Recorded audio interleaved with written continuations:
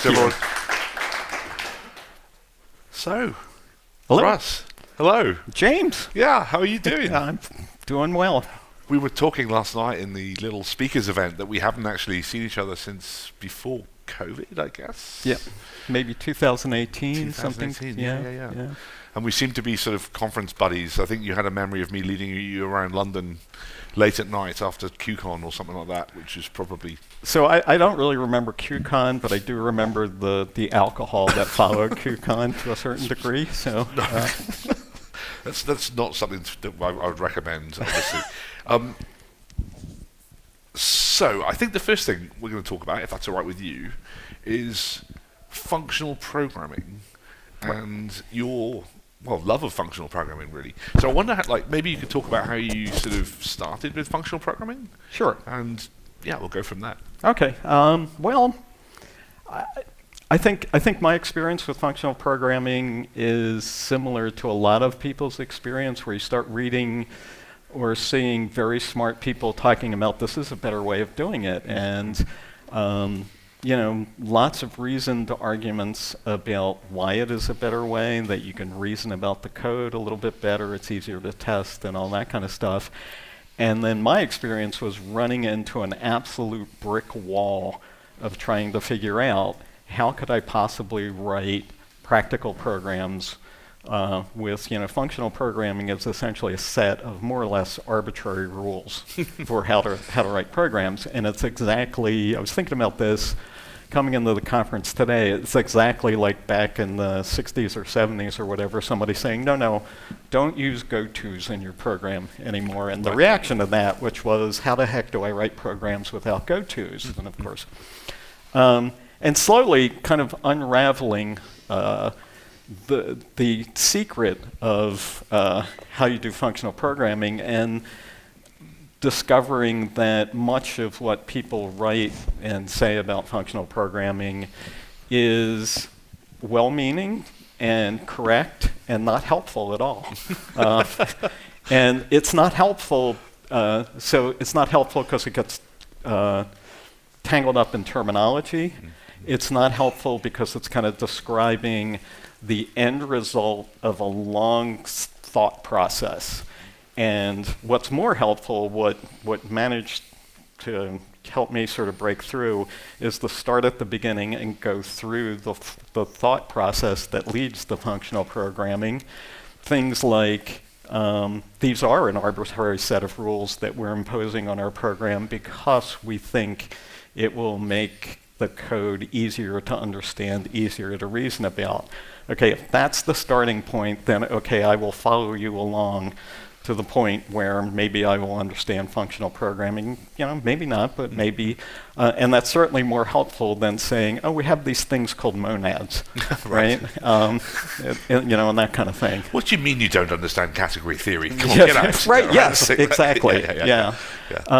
And I also think one of the problems, just kind of a silly thing with functional programming, is since it comes out, many of the ideas come out of like the world's math, right? It's functions as in the functions you learned in school about mathematics, is so many of the examples that people give and the easy examples to give are all about numbers.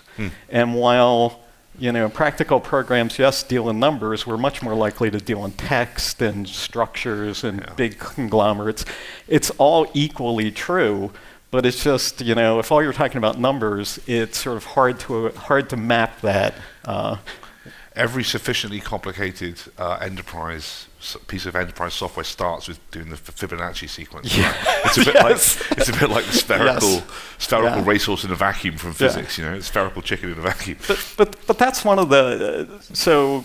My background is that I've been an engineer and then a manager of engineers and then an engineer again and back and forth. And so I spent a lot of my career teaching people, new things, new ways to program and that sort of thing. And just the choice of examples when you're trying to teach somebody like how to program in a different way makes a huge difference. And the reason I know that sort of in my core is that, and this is going to sound shocking to a room full of programmers, I hate games in most forms, most of the time. And so many programming examples are, oh, let's do this game. Who plays the Tower of Hanoi? Has anybody ever actually done that, right? And, and I think examples should be, like when you're trying to teach somebody something, an example should start with something that the person knows already, So, like, if I get up every morning and make breakfast, then start with the how to make breakfast example. Don't start me with how to run a 5-star restaurant, because not a lot of us know how to do that. I was reading because you have a new book. Is it just out, or is it? I'm still working on it. Still working on it. So it's early access, maybe. Is it? No, I'm still. So it was going to be. I was going to have early access for this conference, but you know how authors are, right? What was the Douglas Adams quote? Do you know that about deadlines? I love deadlines. I love the sound they make as they swoosh by. It's a wonderful line. Well, there's a publishing thing which is like a year late is 6 months early or something. So back to the book, because I did want to talk about it because it sounds absolutely fascinating, and I think it talks specifically to what you've been explaining there. Hey, see what I did? Which is, it's called Getting Clojure, right? And it's so that's the book that's out. That's out, yeah. Right. So, and you should all buy many copies.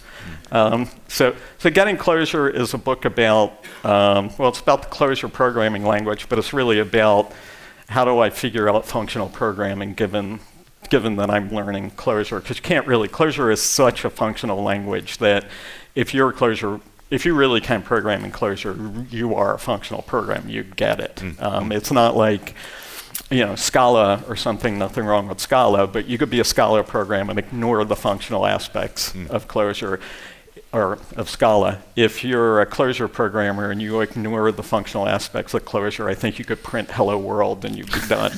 So Getting Clojure has been out for a while, and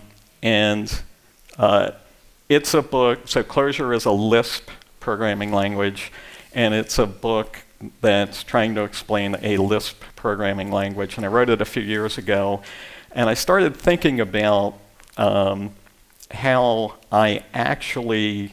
So Lisp is another one of those things like functional programming, which people find hard. I found difficult to really get my arms around. Again, it was something that smart people that I respected. I remember one of my early mentors said that there were more ideas per byte in Lisp than any other piece of software ever, right? And so, how can you turn that down? And again, it was like completely impenetrable. And how I eventually figured out Lisp was I wrote my own, right? And which is not terribly difficult. It was a lot more difficult because I did it in Fortran, it was the language we had. But once I had built it myself, I understood everything about it. It was like that was the easiest path to Lisp. And so the book I'm working on right now is called The Lisp Adventure. And that is a book about implementing Lisp. Like, you want to learn Lisp? Let's build one together. And we'll build it in Python, because everybody sort of half knows Python now. Build a Lisp in Python. I guarantee you, if you go through this exercise, in the end, you will understand Lisp. And this all sort of reflects what I feel really strongly, which is there is not one way to teach things. There is not one way to understand things. But we have this go-to thing, which is if I want to explain something to you, I want you to understand something, I do this like top-down explanation. Here are the big ideas, and here are the more refined ideas, and here's how we practically put them together.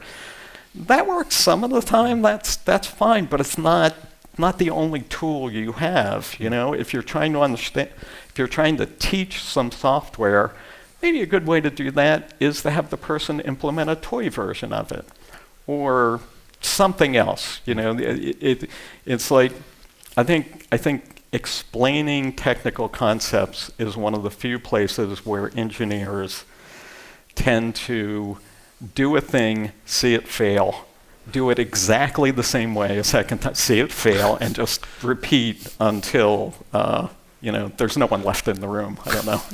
So I think there's the opposite of that as well, because if you do something once and it works, then you do that everywhere. There is that, yes. And you don't learn stuff as well. There's the kind of second system syndrome thing as well, like as opposed to the failed system syndrome, I guess. Well, I think second system syndrome is also a good one, because I've seen people, another common explanation failure mode is, I explained the basics to you and it worked. So the next person who comes along, I'm going to explain it in excruciating detail, and they're going to lose the big picture for all the details. That is a really common failure mode in explanations. So going back to Clojure, so I want to caveat this with, I've never written production Clojure code. Sorry everyone. However, I did go on a course with Stu Halloway. Oh, sure. Some years ago in London, we brought Stu over to do a course for us. It was remarkable for a number of reasons. One of which, I was smoking at the time. I'd go and have a cigarette, and Stu would do 20, 30, 40, 50 press-ups. I thought that was like, if there's a difference between someone in the US and the UK, that's one of those differences. But it blew my mind, and I ended up getting a lot more into the concepts in functional programming. I read structured interpretation, computer programming. I went down that sort of route, and we've had lots of Clojure projects in Thoughtworks over the years. One of the things that keeps coming back, and I noticed it when I was solving toy problems in Clojure, was that I found like the terseness, the elegance of it was amazing when I was writing it, and I had to think about it a lot before writing. But I found it often when I went back to it harder for me to understand than some other languages I've written software in. I think there's some of that. I think that I think of Clojure as, we took a tour of a distillery last night. Yeah. And I was thinking about that in terms of Clojure. Somehow Clojure is like 80-proof programming language. It's you can get a lot of. So in my talk on Thursday, I think, I'm going to talk a little bit about Pedestal, which is this Clojure library. And it's hard for me to talk about Pedestal because, one of my slides says Pedestal. It's 10,000 lines of Clojure. And in many programming languages, you'd be thinking, 10,000 lines. But it's like, I want to jump up and down on the stage and say, no, this is 10,000 lines of Clojure, right? This is like all the Clojure that's ever been written. There is certainly some of that it's a very terse language. One of the things I think, so one of the other things that I find wonderful about programming and software engineering is it's as much cultural as it is technical, And one of the things that Clojure programmers do to fight the write-only aspect of the code, where you can write it but you can't read it again, is they adopt certain patterns. So that you can look at the code and you can say, yes, this is a chain of functions because I always write them the same way, and therefore I can make sense of it. And so you can chunk up the code in your mind, except that culturally, and I'm probably going to have people with torches and pitchforks at my door tomorrow for saying this. The word pattern in the Clojure community, you cannot say that word. Right, because it's the sort of holdover from people abusing design patterns and stuff like that. So in the Clojure world, we're against patterns. We will tell you this is how we do it in Clojure, but that is not a pattern, right? And it's just this wonderful sort of cultural quirk, use a different word and you're fine. So at this point, has anyone in the room got any questions? Functional programming, Clojure. We have one. Can you just hold on a sec? Can we get the microphone? So, thank you. So maybe repeat the question if I. Hi. So I'm a big fan of functional programming too. And one thing, even though like I can see the benefits and I get really excited about it, I've found it a little difficult to bring other people along with me on that journey, right? So like when they're used to sort of Java or Go, like imperative or object-oriented style of programming, it can be hard to sell them on, why functional programming could be a good choice. Any advice for how you could sort of bring people along? Yes. Come to my talk on Thursday. But so I think there's the functional programming specific aspect answer to your question, and then there's the general sort of helping people see a different way, just that would apply to anything. And the helping people see it a different way is, for the love of God, do not say, this will change everything, this will change your life, because nobody ever believes that. What you want to say is, this is a slightly better way. This will make your life incrementally better. Okay, make your programming life incrementally better. The rest of it is your problem. But on the functional side of it, there are straightforward arguments that just go like this. Hey, that math library? We never worry about if cosine is correct. We never worry that absolute value, that function, is correct. We just know they are. And one of the reasons we know they're correct is that they are pure functions. They are easy to test. We know what will go in and what will come out. Wouldn't it be wonderful if when we process the employee record or whatever, that it has the same characteristics? Because that fundamentally is the fundamental proposition of functional programming, is that if we can make everything behave the way the absolute value function or the cosine function is, our lives get easier. And so it's very, get away from the arm waving and the ethereal, this is a pure function and therefore it lives in heaven or whatever, and get it down to something very gritty and very practical. And that's how you change people's minds. Can I tack something on? Sure. You do. So what you've spoken about there is quite, like, it's zoomed in, right? You're talking about individual functions and things like that. But if I was going to sell a team on it, I would want to say, like, I don't know, if you can use this, it will reduce the number of bugs you have per, the rate at which you have bugs, or it makes it easier to maintain or something like that. And I struggle to find, like, here's some evidence that this is actually true, right? If that makes sense. So, I think you have to, I think you have to sort of change minds a little bit before you can change them in a big way. So you have to sort of prepare the road. But you can also sort of make arguments like, which part of the system is harder to test? The part that updates the database or the part that does something, more, like every practical system has some pieces of it that tend to be more functional, right? And functional programming in the main is more about moving everything away from, minimizing the amount of side effects and interactions with the messy environment, and building this core of stuff that's relatively easy to test and relatively easy to reason about. And so, it's easier to make the argument that we're just migrating some of the stuff. Again, one of the difficulties with functional programming is people see it as this like binary choice, and it's really not, So I hope that answers your question. Sir?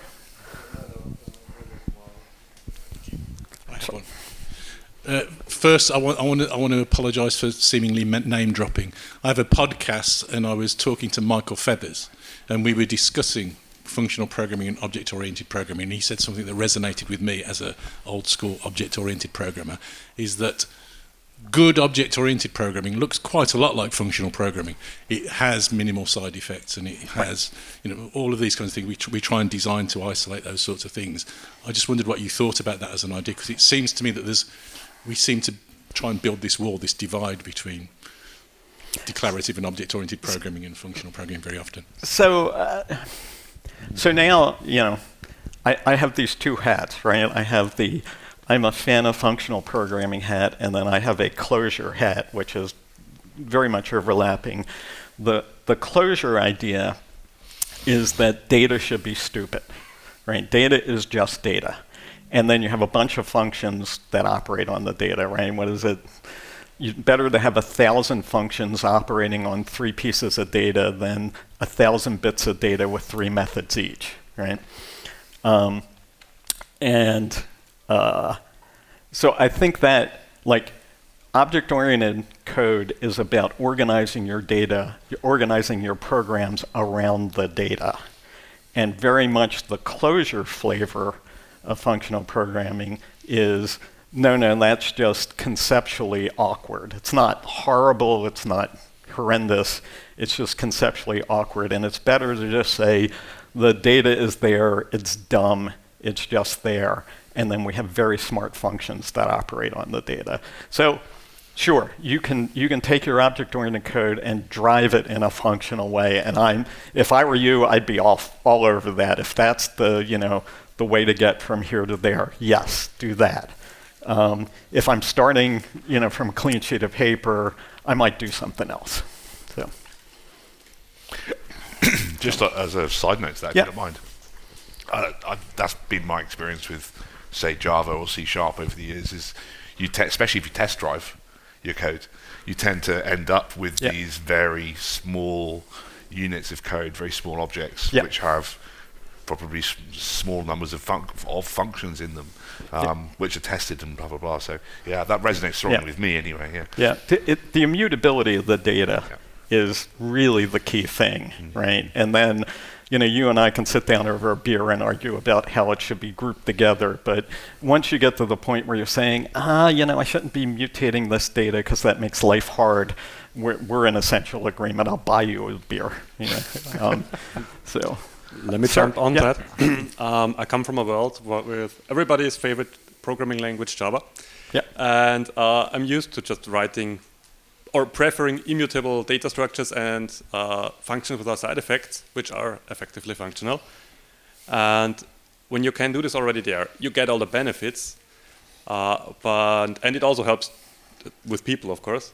But I'm wondering, I also did a bit of Clojure. And I right now cannot imagine using Clojure in a production environment because of the write-only aspect, which I also noticed. But also because if I can do it this way, and you have a lot of people who have a big skill set in Java overall, it's easier to teach them to write functional code in Java. Sure. And it's really hard to write production code in Clojure, I find. So is it a good idea to actually write production code in Clojure besides specific use cases? So my most recent job was with a bank.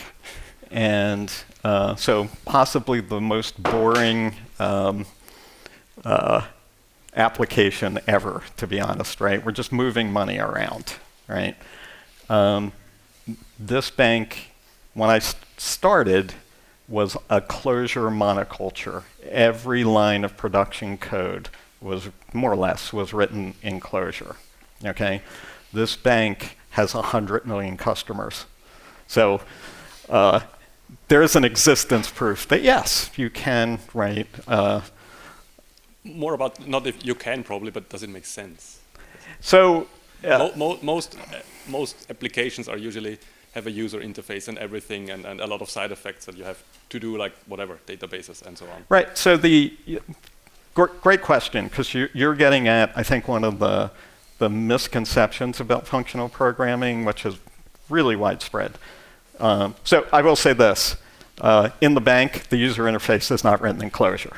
All right, so fair enough, but the backends all entirely are. But functional programming is not about getting rid of side effects. It is about getting rid of using side effects as a tool, okay? Because, ladies and gentlemen, we are all in the side effect business, right? Everything our customers care about, update the database, write the file, generate the report, do the user interface, they're all side effects, right? So if someone comes to you and says functional programming is all about getting rid of side effects, well, guess what? You've now built a program that maybe we would like, but our customers will hate because it won't do anything. So functional programming is really about building the core of your program so that it does not use side effects as a tool to get things done. And then sort of on the outside, perpetrate those side effects to get the final result you're looking for. Write the report, update the database, or whatever.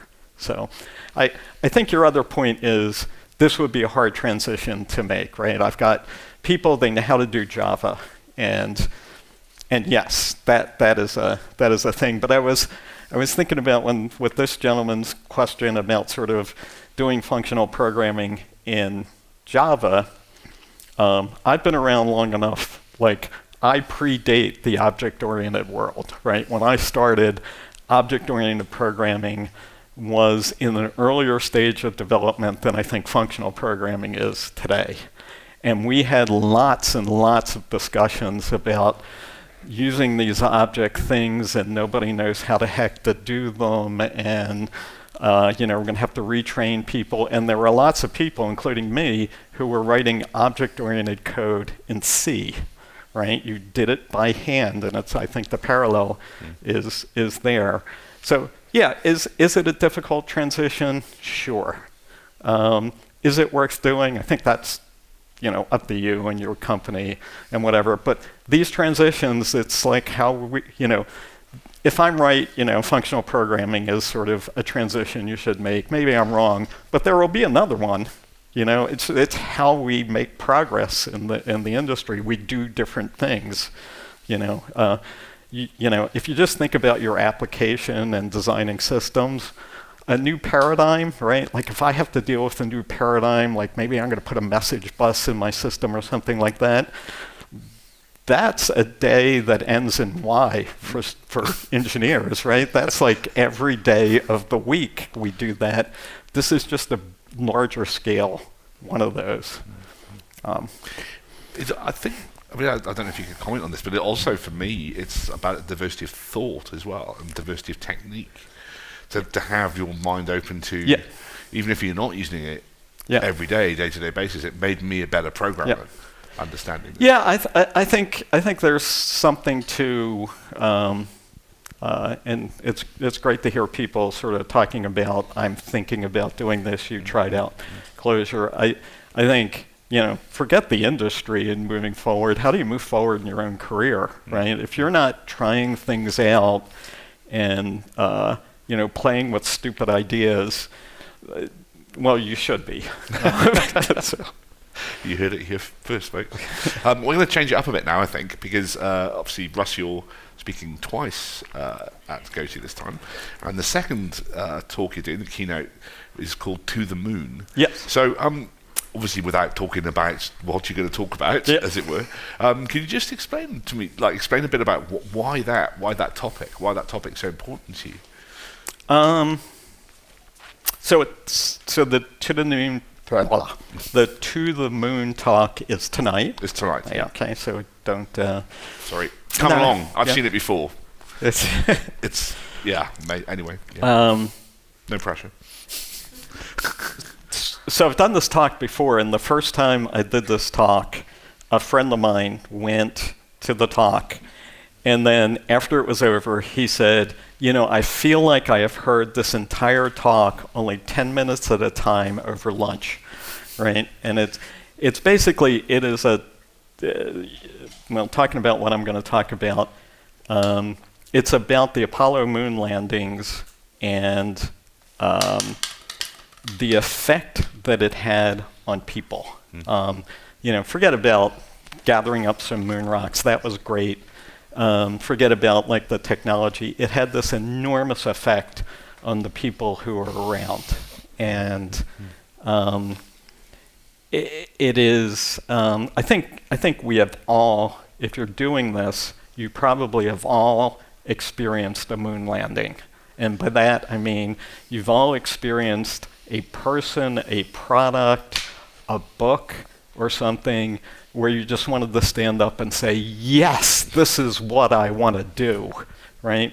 Why are you all here? Right? You know, smart people. You could do a lot of things. For many of us, it was the moon landing.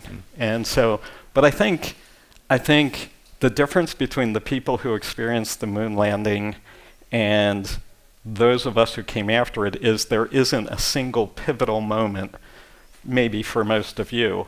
So you don't have the chance to like come to a venue like this and say, "Oh yeah, let's talk about this common experience," because yours was a book, yours was some professor, yours was some product or some piece of technology that really inspired you. So it's all different, but we've all had this inspiration, but we tend not to talk about it, you know. And so a big part of that talk is, hey, let's talk about this an inspiring moment. So. Yeah, it really was for me when I saw it. What I find interesting about the story of Apollo, because it's not just about Apollo, it's about all the precursors to Apollo. It's about hundreds of thousands of people coming together with a shared purpose, and there are a number of other instances of that throughout history, and I think we don't talk about them enough somehow. I'm thinking. I know they're slightly dodgy topics, not dodgy, but I mean, they're not great topics to discuss from a political or societal perspective. But Los Alamos, the Manhattan Project, is another example of this incredible group of people getting together for a single purpose. You could argue also during the pandemic, the race for the vaccine, was another one of these things. Yes, more vaccines, fewer atomic bombs. That more would be vaccines. My vote. As I say, I think there are galvanizing moments, and for good and for ill. And one of the advantages that people who have shared galvanizing moments have is that they get to talk about them, because, you know, hey, how about when you got your vaccine, right? We could talk about that. But if our galvanizing moments are different, then we tend not to talk about it. And, you know, engineers were like the right now, what's the problem of today or tomorrow? We just are not wired to talk about these things anyway. So that's what they pay me for. Another thing that I've observed about these things, and after listening to you talk about Apollo as well, is how actually there's similarities in approaches to how you solve these giant problems. For example, with vaccine development, it was about concurrent set-based engineering. Essentially, they did all the same things, except they did them at the same time, except in a pipeline. It's an interesting thing that when we really need to do something, we fall back on these patterns, I think. I think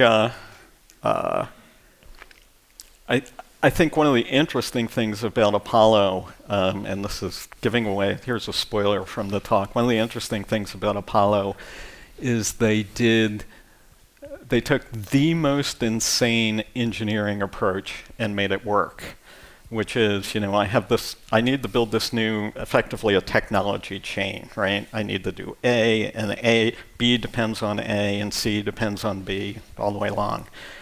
Hey, we don't really have a lot of time, so we're going to build them all at the same time, right? So we're going to build A, we're going to build B, and we are going to pray that they all come together and work together at the last minute, because as we all know, that's a great engineering strategy.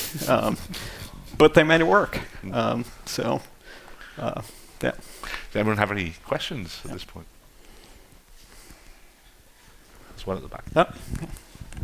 How did they make it work? I think the answer is persistence. They pulled it all together, but they're also, and this is not something I recommend for vaccines or various other things, they were willing to take incredible risks. So the vehicle that they had actually landed on the moon with had flown twice before they landed on the moon. So think about an airplane. This is the third time this, we're building the 747, and it's a brand new airplane. We're going to fly it twice, and then we're going to put your butt in it and fly it across the Atlantic Ocean, right? You probably would not sign up for that. And in fact, even after the first moon landing, they were so wired for risk tolerance that they did crazy things that in retrospect were just insane. So for instance, the second moon landing mission, they launched it in a thunderstorm because nobody could think of a reason why not launch it during a thunderstorm. And it turned out that the reason that you don't launch a rocket in a thunderstorm is that, the big trail of flame that comes out of the bottom of the rocket, it conducts electricity. So they generated this mile-high lightning rod, and the spaceship got hit by lightning twice on the way up, and every computer, every system in the spaceship went down, except just by chance the one that was steering the big rocket, and so they survived that. I mean, it's just insane. Like, it's a thunderstorm, and we can't think of a reason not to go. Yeah. Do you know Dr. Anita Sengupta? If you've come across her on your travels, she's one of the principal investigators for Curiosity. Oh right, yeah. She was the principal investigator for the landing component of the Curiosity Mars rover. She designed the parachute system. There's this crazy thing. I don't know if you've come across this, but it's a crazy system where you decelerate, coming into orbit, and then parachutes deploy and it floats down, and then it deploys the rover on cables as hovering, and then it flies off, leaving the rover there. And we were at this, it was actually a GOTO event in Chicago. She did the evening keynote, and one of the audience asked a question, so what do you do about redundancy? What happens if components go wrong? And she literally just fell about laughing. Right? She said, what do you mean redundancy? This is space. You can't carry redundancy. Redundancy is weight. Weight is money, it's fuel, etc. She said, we like to use this little thing we call engineering tolerance. And all the software people in the room went, oh. It was a wonderful moment. That is one of my pet peeves with software engineers. So let me say this all to you. So I'm a former mechanical engineer. I'm a reformed mechanical engineer. And one of the things that drives me absolutely crazy that software engineers will occasionally say is something like, oh my goodness, the software engineering, writing programs, building systems, it's so hard, and we don't really understand how to do it. It's not easy like building a car, right? And it's like, excuse me? or my wife was interested in civil engineering. It's not easy like building a bridge, right? Try and build a bridge. Cool. Do we have any more questions? Yes, one there. I confess it's a little bit of a loaded question, but how does that sort of engineering, no sort of fault tolerance, how does that really play in with like Agile and TDD? That is a failure-based process, I would argue, right? So I think that Agile and TDD are the beginning of a road that leads you to things like chaos engineering, right? And here the idea is not that nothing ever fails. The idea is things fail and we don't care,